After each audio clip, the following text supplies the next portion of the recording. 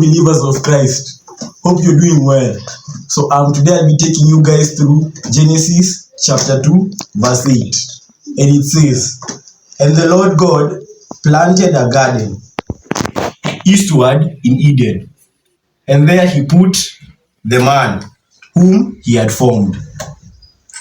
So this verse has 1, 2, 3, 4, 5 main teachings or lessons we can take away from it. The first one, God's provision. This verse highlights that God prepared a place for humanity before placing them there. It teaches that God provides for his creation, ensuring that all needs are met. Finally, the Garden of Eden is created. Finally, we arrive at the Garden of Eden. The second teaching, purpose and placement. God specifically placed Adam in the garden, showing that he has a purpose for where he puts us in life. This reminds us to trust God's guidance in our own placement and journey. Yes, we should trust God in our lives.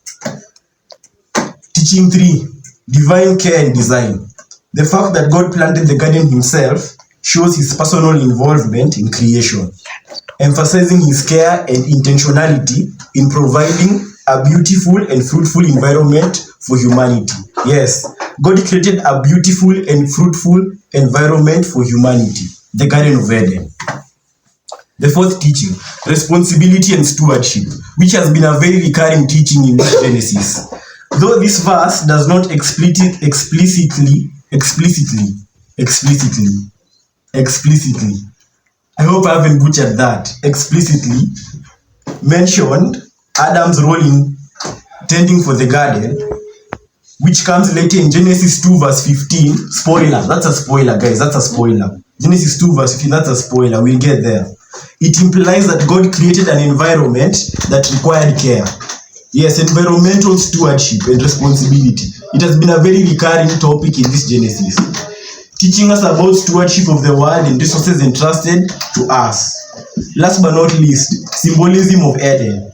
Eden represents a place of peace, provision, and divine presence, teaching that true fulfillment comes from being where God has placed us and remaining in fellowship with him. Yes, the Garden of Eden.